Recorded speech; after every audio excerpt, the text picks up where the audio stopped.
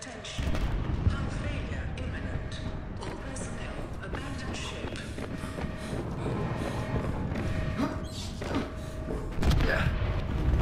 Launch in 3, 2, 1.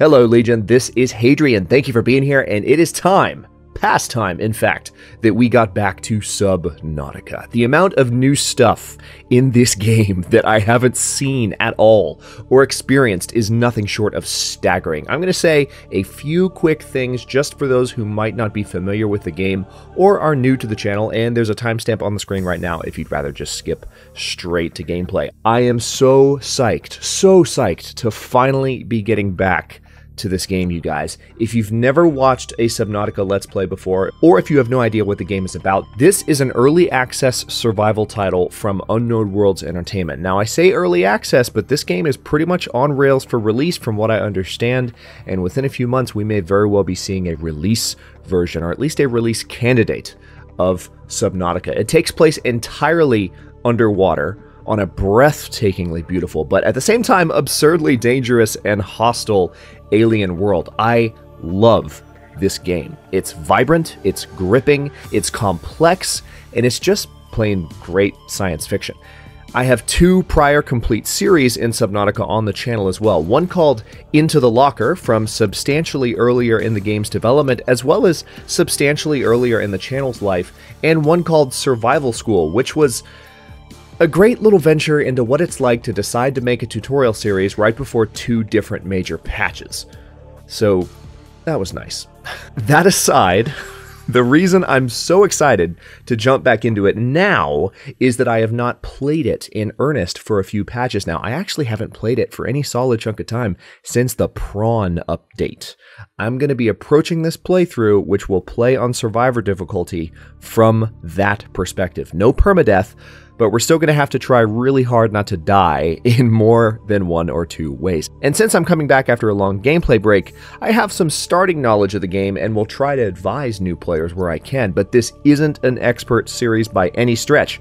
There's a lot of new stuff, and I have saved my first experiences with that new stuff for you guys. So you're going to get to see me experiencing a lot for the first time. With that in mind, advice is totally welcome. You'll not only be helping me, as long as you're not spoiling things, you know, but you will also be helping other players who are learning to play the game by watching the series and maybe reading some of the comments. So again, advice is going to be totally welcome. I'm new to a lot of Subnautica since, you know, the last patches have just been amazing and cool and have added a ton to the game. I'm somewhat familiar with what's there, but again, I'm kind of approaching it from a non-researched perspective on purpose. Normally, I'd open a new series like this with some detailed coverage of the latest patch, but I'm going to forgo that since it's been a while since we've seen the game on the channel. We're going to call this brand new series Locker's Call, and new episodes are out every day at 6 p.m. US Eastern Time, which happens to be where I release most of my sci-fi, survival, and simulation content. So normally when you click this little play button right here, well, I'll click the button, but when you click start a new game, you do have some options, by the way. We're going to go with survival, like I said. You can go with permadeath if you want. You can also go with the exact opposite of permadeath, where you don't even have to worry about breathing, but we're going to go with the standard kind of vanilla Subnautica experience, where we do die, but we don't die permanently, and we have to make sure we don't lose the stuff that we left behind, you know, if we do in fact die. So we still have to make sure, like I said, that we aren't dying. But one thing I want to note is that once I click this button and a new game starts up, obviously the footage that I opened the episode with is what you would see after that point. So I'm going to edit past a loading screen here, and in a second, you're just going to see me dive into the game as of the moment that that crash victim opens his eyes after being knocked unconscious.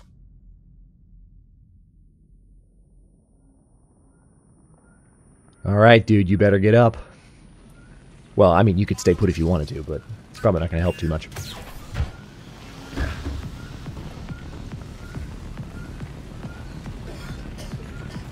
Fire extinguisher, please. And now let's point it around needlessly. Oh, it doesn't. Oh, that's so nice.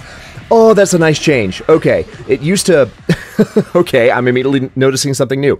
It used to be that when you picked up the fire extinguisher, you would like look at it pointlessly for like 3 or 4 seconds before you could use it.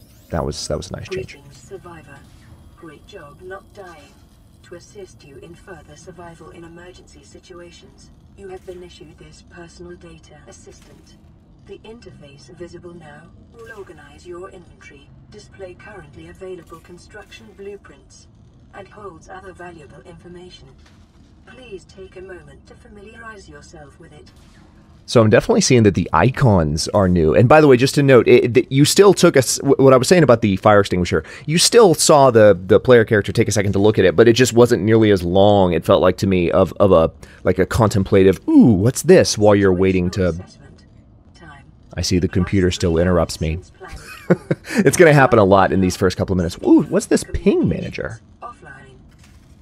Oh, you have my attention. So right now we only have one ping. This is, for those of you new to Subnautica, this will make more sense in a second, but this is a nice new change. I'm just exploring what might be new aside from the interface. Good. I mean, this is cool. I've seen this in a little bit of playtesting, so this is not completely new to me.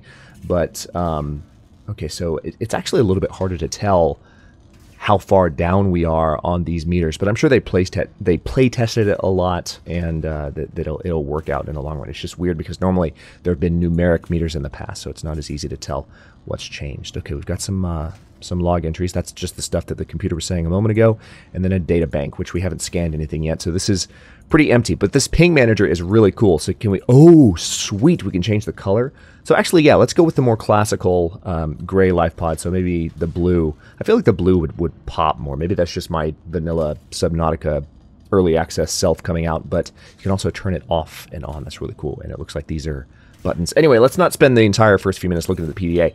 But we've got this fire extinguisher that we no longer need. Let's look in the storage container here. So that's the typical start with the 2 filtered waters, the 2 nutrient blocks. I'm going to go ahead and put the fire extinguisher up. You can use the fire extinguisher if you want to kind of jet yourself around underwater. Well, here, I'll show you.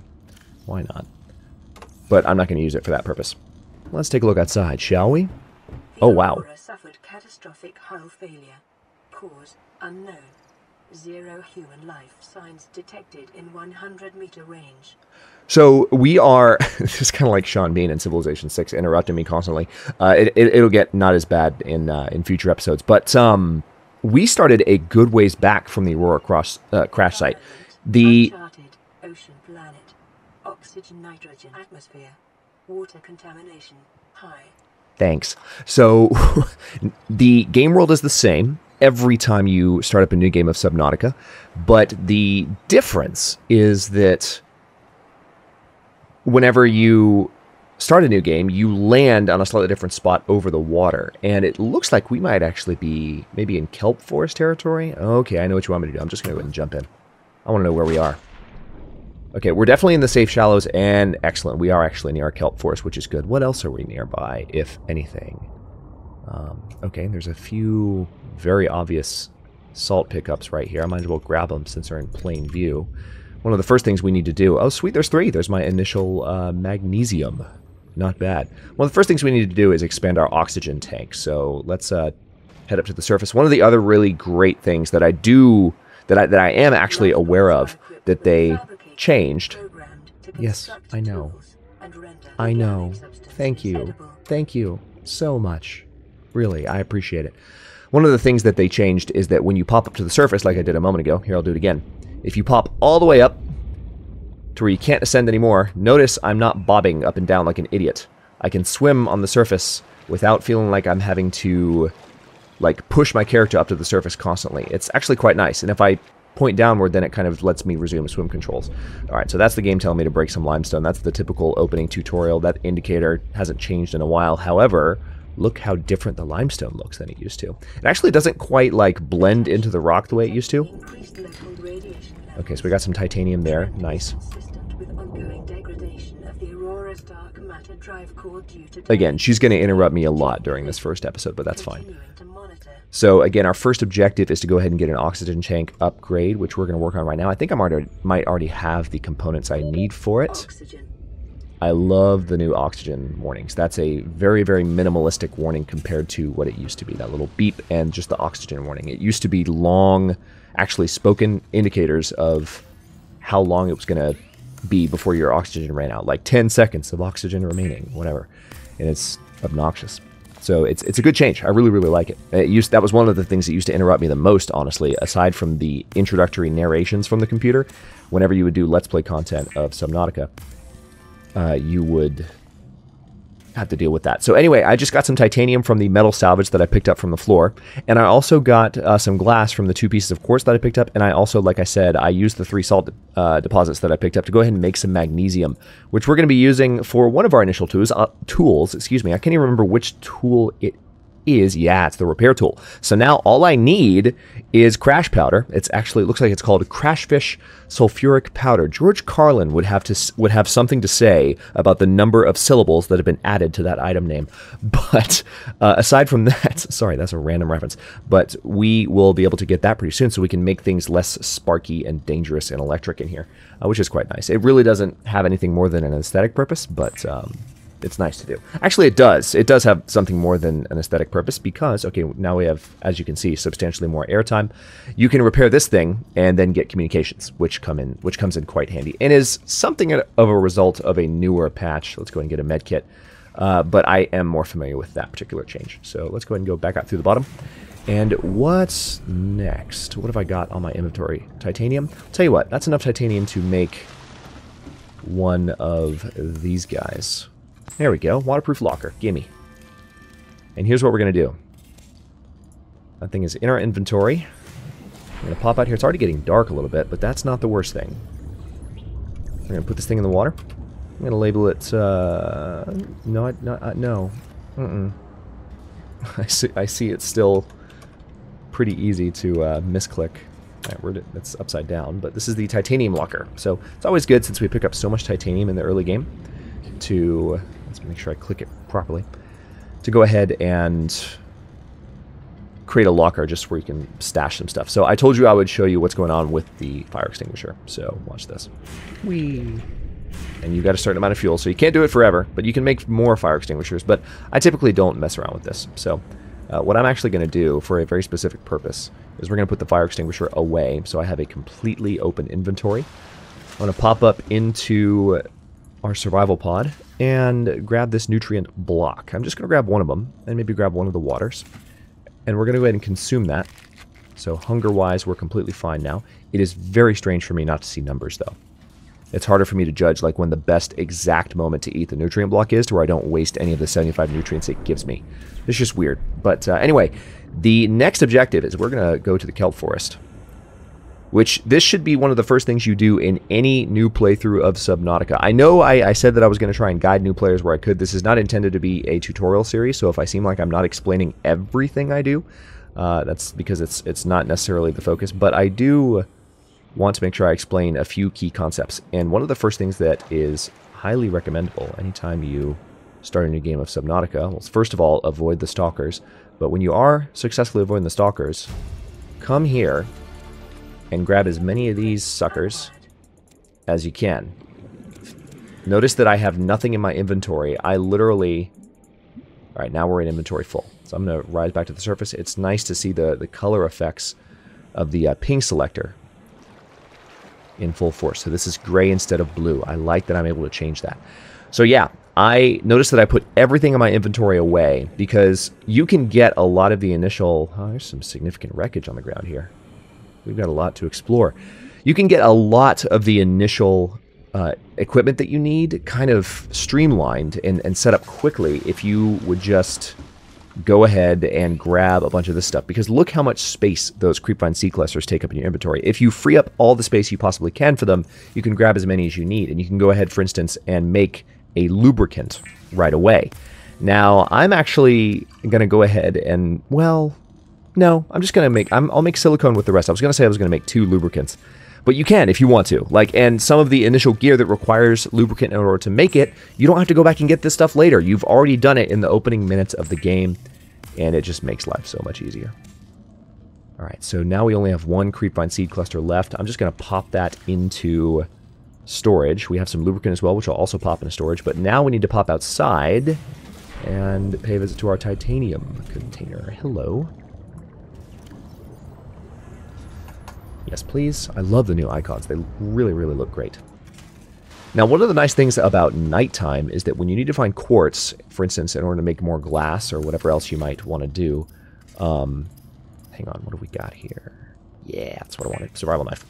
So, when you want to look for quartz, it is very, very easy. As an essential survival tool for 2.5 million years, the knife remains the only exception.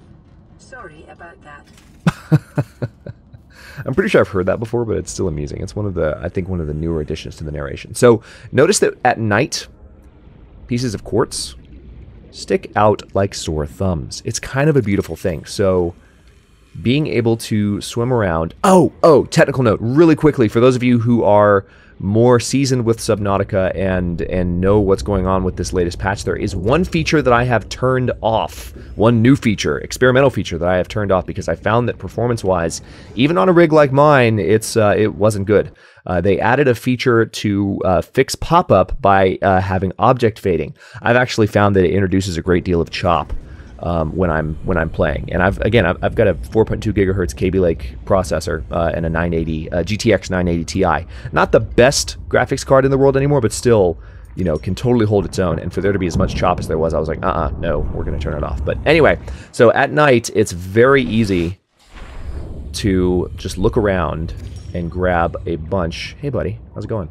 Come here. I said come here. Wow. That was like way too many clicks to get one fish, but alright, good. It's my fault. I'm totally blaming myself. I don't know why that took me so long. Let's go ahead and get some metal salvage, some more quartz. I have not spotted yet any coral tubes, and that is objective number 2. We have our friend, the silicone stash set up, and now we kind of need to find a coral tube because that's where we're going to find a lot of our initial elements. I also do want to repair that at the same time. I don't like coming home to a sparky thing. So we can go ahead and cook. We can go ahead and cook this Gary fish. If I got a little bit of salt, which there might be some downstairs, by downstairs I mean outside, then I might actually be able to preserve this guy and keep him around for longer. So salt, salt, salt, salt. I already used some of my salt to make that magnesium, I know. Somewhat ironic. But if I look around for a moment, I might be able to find more. It has a tendency to hang out. See, it just sticks out like a sore thumb. I can't not pick it up. Is that salt? No, that's an outcropping. Hang on. Salt, salt, salt. What I was going to say is I usually, when I'm playing Subnautica, with the series I've done in the past and just the way I prefer to do Let's Plays in general, I'm a minimalist when it comes to editing. So I think one thing that's very common in Subnautica Let's Plays that I want to go ahead and acknowledge in this first episode is, you know, when you're hunting for resources, you have a tendency to kind of do some editing. I think a lot of Let's Players do. And I'm not going to do that. I am going to include, I'll try to minimize the time that I spend. She's interrupting me again. Hey look, 2 moons. And a sunrise. Spoiler alert, it's going to breach. Okay. So yeah, I'm going to be editing, and there's my salt. Very good. Or I'm not going to be editing, is what I meant to say. Because I think it is best to show the entire experience, the entire struggle. I'm not going to like make an argument for it. You either enjoy that style or you don't, and that's why I'm telling you now, so that you don't buckle up for an entire series that's going to be in a format that maybe is not your style. But I know plenty of people like to see the entire experience with no editing as well, so that's where I'm going to leave it. So let's pop up into this place, and I'm going to go ahead and cure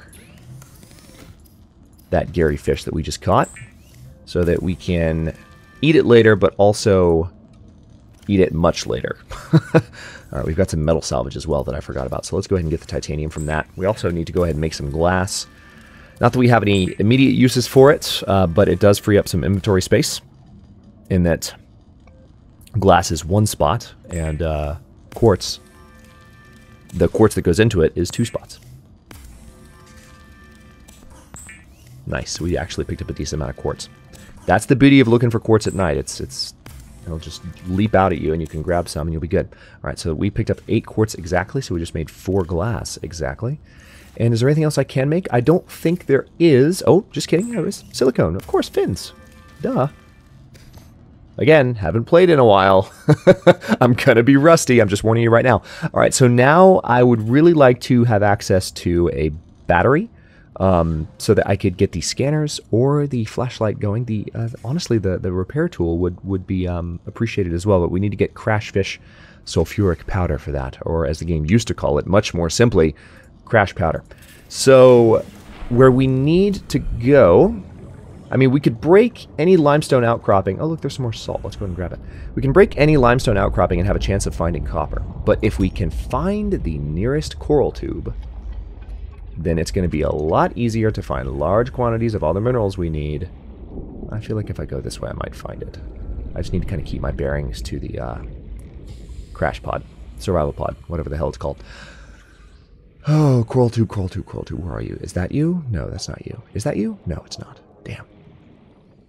You're somewhere around here. I know you are. Just gotta keep determined. And you will understand why I'm so determined to find this. If you watch Survival School, you already know if you're a seasoned Subnautica player. Did I say Subnautica? If you're a seasoned Subnautica player, you also know why I'm looking for this thing. Okay, I feel like I'm going a little bit far. Yeah, I am going a little bit far. I've got fins on now, so I'm swimming a little bit faster, which is nice. Let's pop up to the surface so I don't drown. That's kind of like step 1 of Let's playing Subnautica, or playing Subnautica at all, but particularly playing when other people are watching you. Try not to drown. Just piece of advice. Okay, I'm going to go the other way, because I do feel like somewhere along this ridge that I'm swimming along, there is a coral tube. I just went the wrong way. And no, I'm not talking about that coral tube. I'm talking about a much bigger coral tube. You'll see what I mean. So yeah, as you can see, there's some pop-up there. They added a fade-in feature. Oh, look, there's one of the volcanoes. Nice. They added a fade-in feature that makes it not quite as severe. Hello there. Well, I'll catch fish later. I really want the coral tube for now. I'll pick up the salvage while I'm nearby. Whoa. Hello, Chop. Again, game is still in early access and final polishing. This is a great looking game. The game runs well and has always run well for the most part. Even before I got, my latest PC upgrade. But I think you're going to see evidence of the fact that it is in fact an early access title, because true polishing, final polishing, does not happen. Oh look, there's a crashed pod. We need to investigate that right now. It doesn't happen until the game is almost done. Alright, let's look in here. What do we have? Data box. Ooh, this is new. This is new. This is part of the new patch, I think. So we have a blueprint for the compass. Quite nice. Okay, so that's new as of this patch. And then there's a fire extinguisher that is just decorative. We can't actually grab that. Anything else going on in here? Doesn't appear to be. So this is another survival pod that wrecked. Now, still looking for that damn coral tube. There are, I believe, I can think of 3 different coral tubes, but I think there may even be 4 different coral tubes in the world that you can discover. And they are, once I, oh wait, okay, no, that's not one. But once you find one, wait, that could lead to one. I feel like that might lead to one. I'm reasonably confident, maybe-ish. Does that sound like confidence to you? Sounds like confidence to me. Let's go. Just kidding. Totally not a coral tube. But there could be... Alright, there's titanium. See, there's a reason I want a coral tube. It'll become clear very soon. Let me go ahead and swim back to the surface, so as to avoid that whole drowning thing. Oh, hi. Just kidding. Don't want to drown. I want a peeper. Come here, peeper. Come on. Where'd you go? I know you're here. Where the hell'd you go? Bastard's hiding from me. Alright. Metal salvage. And... Oxygen. I know. Still looking for that tube. And believe me, when I can show you what I'm looking for, you will... Well, you won't forget it. They're very easy to spot, and you'll know how to find it from then on. Okay, so where's my... Alright, we're about 200 meters away. It sucks that we're that far. There's got to be one closer. Wait. Yep, there's one. Okay, so this is what you want to look for when you're looking for a coral tube. You see these giant green backbones kind of on the surface of the two on the surface of the sand. Component of all powered equipment. Your probability of Interrupting me survival again. is just increased by 11%. All right, so we've got some lead. So now let me show you why, in addition to the fact that you're already observing, I'm sure, that I'm picking up tons of minerals from the surface of this thing. I haven't even gone into the thing yet. But the great thing about finding one of these is that the copper tubes, the coral tubes, excuse me, well, actually, that was a bit of a Freudian slip, if you will. Maybe not a Freudian slip, but you know what I mean. Because they are actually rich in copper. But the real benefit of the coral tubes is that they do have lots of copper in them. And you need copper early on in order to discover a lot, or not so much discover, let's get that titanium. Not so much discover, but definitely make your initial electronics. And the more copper you have, the more you're just going to be able to churn out early on. And there's lots of electronics that you need that are kind of vital. You also find some lead, which will help you make some of your... Oh, hello. I've picked up a lot already, evidently. So that's just some titanium. I'm okay with not having that. But now the next order of business is kind of, before I leave, I want to get my bearings. Because I need to know how to get back here. It's 230 freaking meters away. Alright, so it's pretty much due... I need to take the... Well, it's hard to describe, kind of. But I'm just going to head straight away from the Aurora, I suppose, for about 230 meters. And of course, when we get back to this thing, when we get back to the survival pod, crash pod, life pod thing, when we get back to it, we are going to build a beacon that will actually make it easier to find the thing again. But this first try, especially if you find it but don't have the time to grab the copper you need to make a beacon, you don't want to keep going back to it just based on kind of memorizing what direction you have to randomly swim in. Exhibit characteristics consistent with total degradation of the Aurora's dark matter drive core. A quantum detonation will occur with a probability of 85.5%. Advise observing a 1 kilometer safety range. Okay, so the Aurora's about to blow up, and we're definitely going to watch that. Alright, and I'm also going to make a couple of copper wires. Now, notice that we have access to beacons. Let's go ahead and let's make a couple of these. I actually like to have a good number of these on hand, and we picked up a good amount of copper, so I don't have to feel badly about doing this. It puts them automatically into my quick slots down there. Now, let's go ahead. How much copper did I pick up? I can go back and get more. But, alright, now, with the remaining copper that I have, I actually, though, would like to go down and grab some of these guys. The most common resource in the game, acid mushrooms. Very easy to find. I think I just grabbed 4. Yeah, exactly 4. I can see on the screen. Let's hop back in here. We are waiting for a notification that the ship's about to blow up. But while we're doing that, let's make batteries. Requires, I think, 2 acid mushrooms and 1 copper. Yep.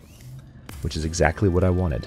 So that used up all my acid mushrooms and my remaining copper. Oh, look, we can make a power cell. We don't need one yet, but we have the silicone for it and the 2 batteries. So now I can make a flashlight, which is very, very handy. And also I think I can go ahead and make a scanner. Perfect. All right, so we're off to a pretty good start as far as our equipment in this first episode. Scanner can be used to synthesize blueprints from salvaged technology and to record alien biological data. Alright. No. Oh, man. Well, that's fine. I've got plenty of titanium. I didn't mean to make an ingot out of that, but I was going to make an ingot anyway, so that's not the worst thing. I hate misclicks. Okay, now let's make some glass. We also have some salt. We can make some more magnesium, but I don't really need it, so I think I'd rather save the salt. I'll leave it here for now because I want it near where I'm going to cook. Yeah, we picked up a lot of salt. We've also got some lead. Hang on. Can I go ahead? Not quite yet, I don't think. Yeah, we need fiber mesh, which requires taking the knife to some of the creep vines. So we're going to get that pretty soon because we need to be able to swim closer to the Aurora. Right now we can't. So tell you what, let's go ahead and keep some of the lead on us. I'm going to put this glass away. I'll put the titanium away. I have this other water that I want to go ahead and keep on. I'm going to put this ingot away, silicone away. Cured gray fish. I'll go ahead and eat it. Why not? Notice that because it was cured with salt, it takes away a little bit of of my liquid nourishment because it's salt, dries you out. But if you cook food without salt, it doesn't last as long, but it is still moist and fresh, and it's not been cured. So you have to eat it relatively quickly once you've cooked it, but it will not poison you unless you eat too much of one thing. And because then, again, you need to vary your diet in any situation, let alone in Subnautica. Or I guess I said that the other one. You need to vary your diet in Subnautica, let alone in any situation. Anyway, sorry. And then I forgot what the other thing I was going to say was. So we are still waiting for the Aurora to blow up. But in the meantime, let's see where the Aurora is. And we're going to swim about 200 meters that way. Because there are fun things. So this is another new thing that's been added. We've got the scanner now, and we're pointing it at our faces for some odd reason, or at our face. But we can self-scan. We can do it while we're swimming. Now, swimming is a little bit slower, FYI. Vital signs normal.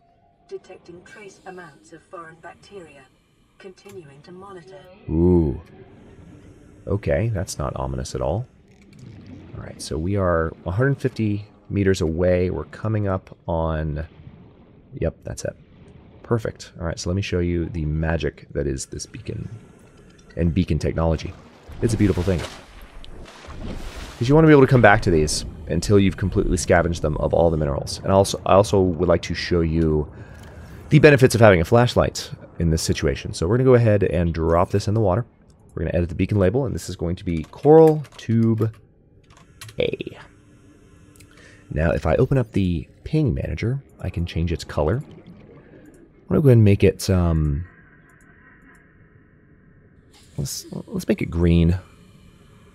We can vary it up a little bit. Now, when you have the flashlight, one of the things I love about having this thing, and it might be different now that they've changed the models a bit. No, it's still the same. It makes it really easy to spot. Oh, you need to. Interesting. You've got to put the flashlight away now. You can't mine stuff while you have the flashlight on. That's weird, but it's an understandable change, I suppose. But yeah, it's not as much of a help now that these new models are here and it's easier to see things. I suppose I should go for the whole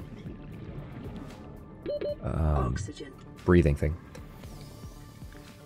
But yeah, it used to be with the older models for the outcroppings, the sandstone and limestone outcroppings, that the flashlight really helped them pop, but now not so much. So I was going to show you how useful that was, but it doesn't appear to be that useful anymore. That's fine though. Titanium, and there's a creature egg. Nice. I'm not going to pick that up just yet. Not much use for creature eggs at the moment. Hey, you, come here. Come here. Gotcha. Seismic readings suggest a quantum may have unexpected characteristics and drivations. The central dark matter reactor is a proven survival strategy in T-10. So she was just talking over herself. 2 different announcements at once. 6, 5, 4, 3, 2.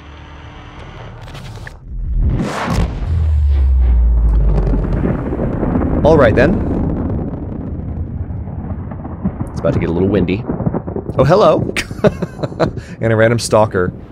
Oh, wow. They updated the smoke effect. Look at that. Awesome little mushroom cloud.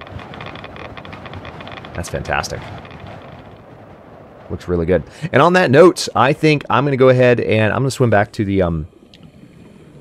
Oh, yeah. You know what? Let's do this. Nice animation there. Oh, hi. Hi. Hi. Please, please, please, please, please don't. All right, so we got a creepvine sample. He's coming after me because I have my knife out, and these guys love them some metal. But I'm going to go back to the... I think I mentioned earlier, but in case I didn't finish my sentence, you can... If you put away something that you have in your hand, you can generally swim faster. Maybe that's what I forgot to say earlier. But anyway, I'm going to swim back in here.